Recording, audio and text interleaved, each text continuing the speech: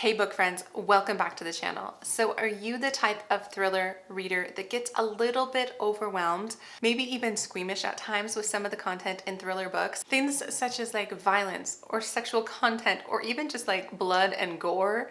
Does that make you a bit squeamish? Because it does me. And I feel like sometimes that makes me even a little hesitant to pick up thriller books. I'm like, oh, is this gonna be one of those? And honestly, you never quite know because you don't get that much information in the blurb for the book and you don't really want it because it's a thriller book, right? I don't want too much information.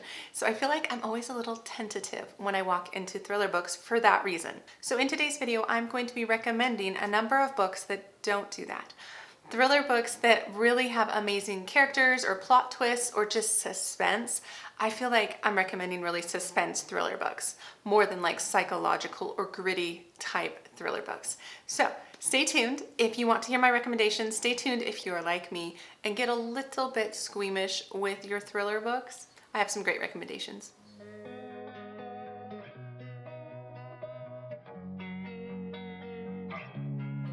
So hi, my name is Angie. Welcome to the channel. If you're new here, welcome back. I love thriller books. You guys, I really do. I enjoy them for a number of reasons. One, they are just fast-paced. They really draw me into a story. Oftentimes, I'm very curious about what is going on, what's happening, what is the big reveal. And so I am often very invested in these kinds of books. Not like in terms of emotion, but more in the terms of like, I just need to know. I'm so very curious how this book ends and the suspense is just killing me. Those types of books. So like I said, I have 10 books. Let me share them. I do have one bonus book, and this bonus book is quite squeamish. And so that's why it's not really on the list, but it is so fast paced and it just pulled me in such a way that I was able to look past some of the gore in this book. So stay tuned for the very last one if you're curious what that is, because there obviously are some exceptions to my list. So let's just hop in with the very first book. And that would be The It Girl by Ruth Ware. Now, I just finished this book, and so it's still pretty fresh in my mind, and I really enjoyed it. So what this book is about a main character named Hannah who goes to university, and she rooms with this girl named April who is very high class. She's like the it girl. Everybody wants to be with her. She's talented, she's smart, she's all the things, right?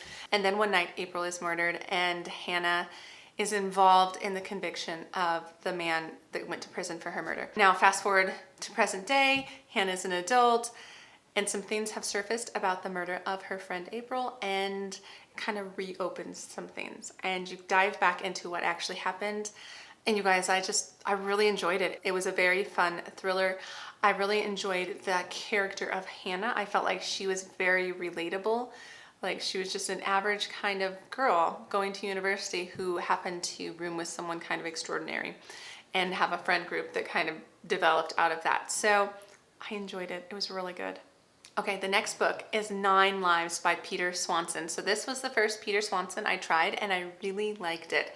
So this is a story about 9 strangers who receive a letter in the mail and it has a list of names on it. And their name is on it and they don't know what's going on with this list or why their name is on it. Some disregard it, some get very anxious about it. And then you start to follow the story as they each start dying in different ways and you try to figure out what is going on or who's behind these deaths and what links all the people. And so I really enjoyed it. It definitely has the trope of the "and then there were none" by Agatha Christie. And I found that I just really enjoy that. I wouldn't say that I was like really connected to the characters in this book, but I really enjoyed the plot and the suspense of feeling like the characters were all about to be murdered. Do they know they're about to be murdered? Oh my gosh, and just kind of anxiously waiting for that to happen. I really enjoyed. So that's another one that I believe was driven more by plot and interest than like shock and gore and stuff. So that's my second recommendation. My next recommendation is Dark Matter by Blake Crouch. So this is more of a sci-fi thriller, which I really did enjoy. It's about this man who gets attacked one night at a pub and then wakes up someplace strange. And he has to kind of put together the pieces as to one, what did he wake up into? And two, how did he get there and how does he get back? So I don't want to give away too much more than that. It's a very unique plot line. It's very fun. Like I said, there's a sci-fi element, so there's some science involved, but I thought the science was well done. And I was just engrossed in the story. I felt like I was rooting for the main character. He was more likable than other main characters. You wanted what he wanted, and you wanted him to get that by the end. And it was just really kind of twisty turny, a little bit like mind bendy, where you're like, I'm not sure I understand, but I really like what's going on. So that's Dark Matter. It's a very enjoyable thriller. Okay guys, the next one is Falling by T.J. Newman. That's who it's by. One, it's a really cool cover, but this is a very fun, fast-paced thriller. It's about this pilot who receives a communication. Now I can't quite remember how that happens, but he receives a communication that he needs to either crash the plane he is currently on or his family is going to be murdered. And there's like pictures of his family being held hostage, and this pilot has to decide how he's going to tackle that, and he has to figure out how he's going to communicate that to people who could potentially help him without letting the kidnappers know that he's doing that. And it was just very fast-paced. Not always the most believable story and all that, but I thought it was just really fun. It was just a really fun, kind of twisty, suspenseful story. And the whole time you're like, how is he gonna do this? How's he gonna save both his family and the passengers? It was very fun. So Falling is another really good suspense type thriller. So here's another book that I also just finished, which really was the inspiration for this video. And that was Daisy Darker by Alice Feeney. So I almost gave up on Alice Feeney because sometimes I lie. I would put in the psychological messed up thriller pile. And so I wasn't sure if I could trust this author to not do that to me again, but Daisy Darker didn't. I really enjoyed it. It was another And Then There Were None retelling, which actually, spoiler, I have And Then There Were None on this list. But Daisy Darker, it's about this family. It's a slightly messed up family, and they are all gathered for the grandmother's 80th birthday. The grandmother has predicted that she's gonna die that day, and she got them all together, and then things start happening. And there's this like poem about all of the different members of the family as they're all secluded on this island. I forgot to say this. Is they're on this island, and the tide will come in and it'll block their access to the mainland for like 8 hours or something like that. So it's during one of those time frames, so they're all stuck together and people start dying, and the people who are left have to figure out what's going on. Is it a person from outside? Is it somebody here that's doing all this? And what's up with all these poems and things like that? So it's really good. I really enjoyed it. And again, it came to the main character. I really enjoyed the main character of Daisy. So that's one of the family members in this family, and I enjoyed her perspective. I enjoyed her voice. I enjoyed her story because it does a lot of flashback to the past, to her childhood, when she would come visit her grandmother on this island with her sisters and all the things that would happen. So I really liked it. It was so fun. So that's another big win for me in thrillers. All right, here's another one. And I almost didn't put this on the list, but I think it's not psychological or like gory in my opinion. So I put They Never Learn. Lane Fargo is the author. I'm not quite sure, but I will obviously have a picture right here. I read this like a year ago, and I found it really interesting because of the main premise. So it is about this woman who is a university professor who is also a serial killer. But she's a serial killer in the sense that she targets bad men and she murders them. So you know that. It kind of starts out that way. And then you spend the rest of the book with her as some things start unraveling, like how she was smart and protected, and now some things are leaking out and some stuff is happening. And I really enjoyed it. Now, I think, again, I really enjoyed her character, even though she's kind of a little twisted, right? She's a female serial killer.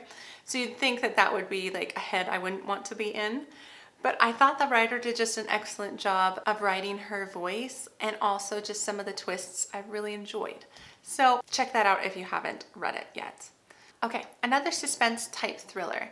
And I would say this one falls into more like contemporary thriller type book because it is more of a courtroom type thriller or drama. It's called Miracle Creek by Angie Kim. And so this is about what's called the Miracle Submarine, which has to do with, it's like a hyperbolic chamber. So there's increased oxygen and it can help with certain cancers or disorders or even like Asperger's and autism. And so there's this family who runs this submarine, and then you're following the family, but you're also following some of the people or patients who regularly go into the submarine.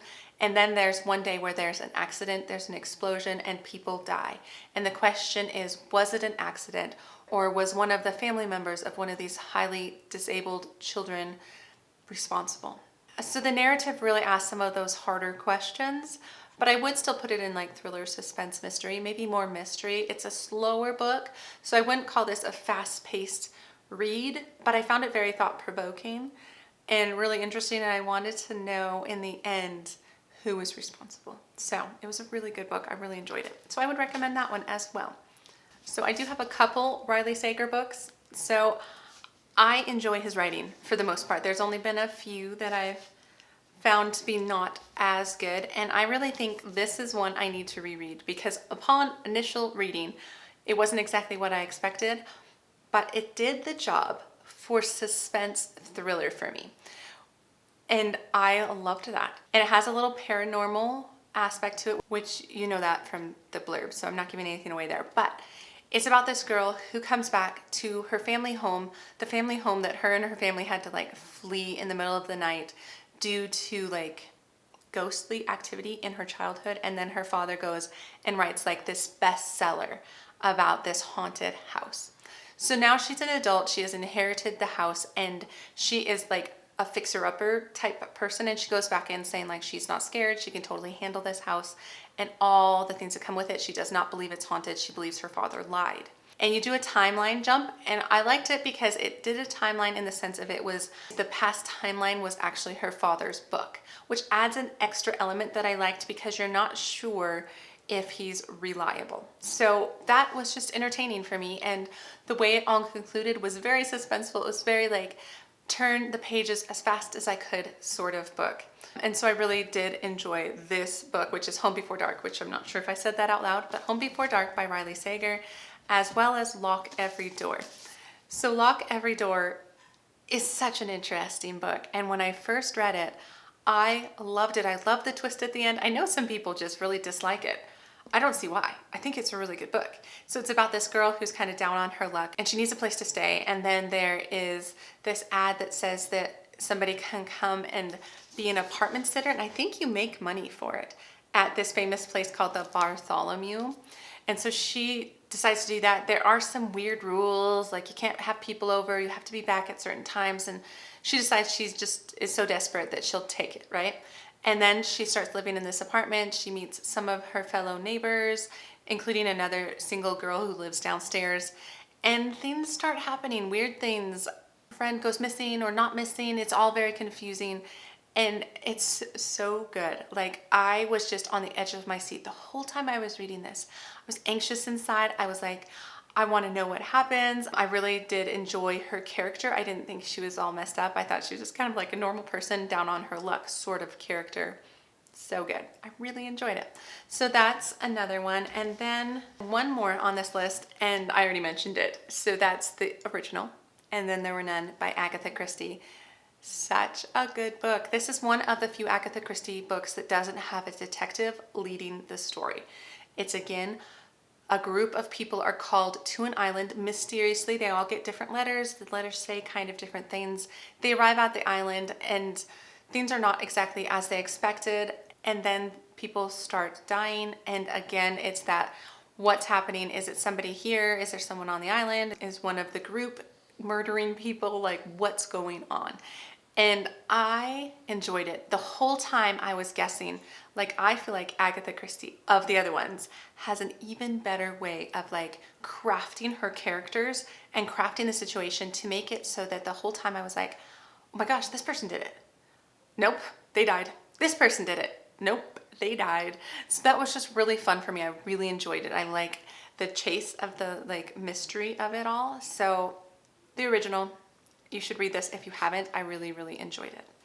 Okay, so I said I would have a bonus recommendation. One that can be kind of squeamish, one that is full of a bit of gore, but it was the kind of book that was so fast-paced and so engrossing that I feel like I kind of mentally skipped over some of that, or I didn't take it in.